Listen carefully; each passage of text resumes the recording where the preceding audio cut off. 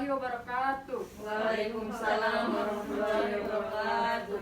Perkenalkan, saya Tira Purnamasari Talopo dari Prodi Hukum dengan NPM B1A 018264. Di sini saya akan menjelaskan salah satu proker saya, yaitu tentang pendaftaran izin usaha atau Online Single Submission atau OSS.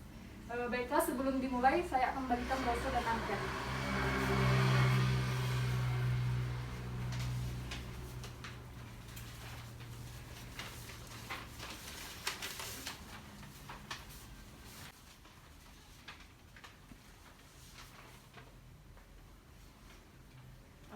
Baiklah, saya lanjutkan. Di sini saya akan menjelaskan apa itu Online Single Submission. Online Single Submission adalah perizinan berusaha yang diterbitkan oleh lembaga OSS untuk dan atas nama menteri, pimpinan lembaga, gubernur, atau bupati, atau wali kota kepada pelaku usaha melalui sistem elektronik yang terintegrasi. Nah, apa saja manfaat dari menggunakan OSS itu? Yang pertama, mempermudah pengurusan berbagai perizinan berusaha, baik prasyarat untuk melakukan izin usaha, terkait lokasi, lingkungan, dan bangunan, izin usaha maupun izin operasional untuk kegiatan operasional usaha di tingkat pusat ataupun daerah dengan mekanisme pemenuhan komitmen persyaratan izin. Yang kedua, memfasilitasi pelaku usaha untuk terhubung dengan semua stakeholder dan memperoleh izin secara aman, cepat, dan real time.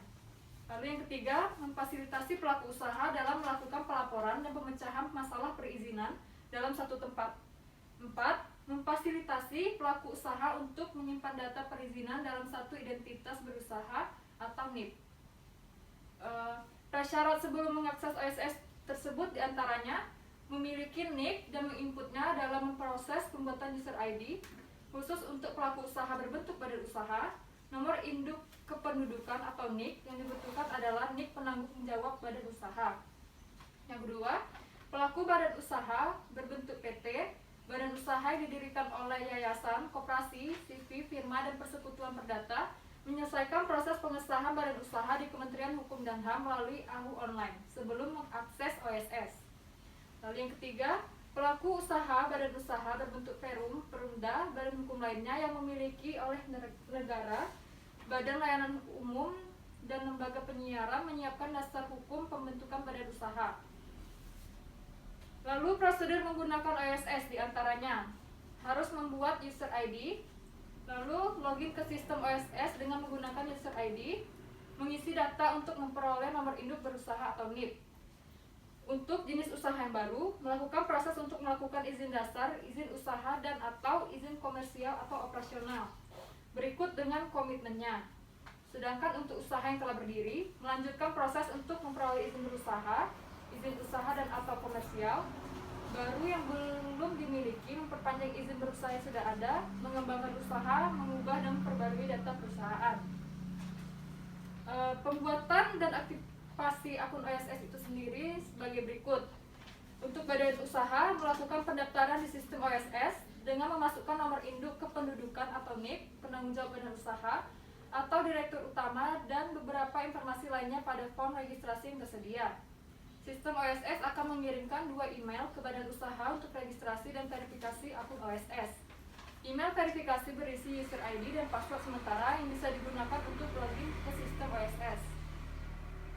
Sedangkan untuk perorangan, pelaku usaha perorangan mengakses OSS dengan menginput nomor identitas kependudukan atau NIK dan beberapa informasi lainnya pada form registrasi yang tersedia.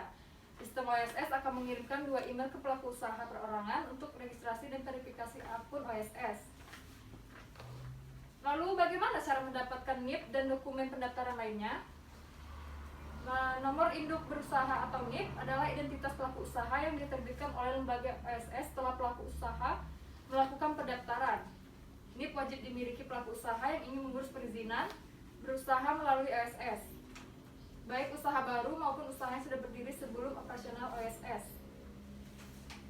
Langkah-langkah untuk memperoleh NIP adalah sebagai berikut, yaitu login pada sistem OSS, mengisi data-data yang diperlukan seperti data perusahaan, pemegang saham, kepemilikan modal, nilai investasi, dan rencana penggunaan tenaga kerja, termasuk tenaga kerja asing. Lalu, mengisi informasi di bidang usaha yang sesuai dengan 5 digit klasifikasi baku lapangan usaha Indonesia atau KBLI. Kemudian memberikan tanda checklist sebagai bukti persetujuan pernyataan mengenai kebenaran dan keabsahan data yang dimasukkan atau disclaimer, dan mendapatkan NIP dan dokumen pendaftaran lainnya. Baiklah, sampai di sini ada pertanyaan, Ibu-ibu? Tidak. Cukup. Baiklah, saya rasa cukup. Itulah dari penyampaian yang dapat saya sampaikan pada hari ini. Apabila ada kesalahan, saya mohon maaf. Saya akhiri. Wassalamualaikum warahmatullahi wabarakatuh. Waalaikumsalam warahmatullahi wabarakatuh.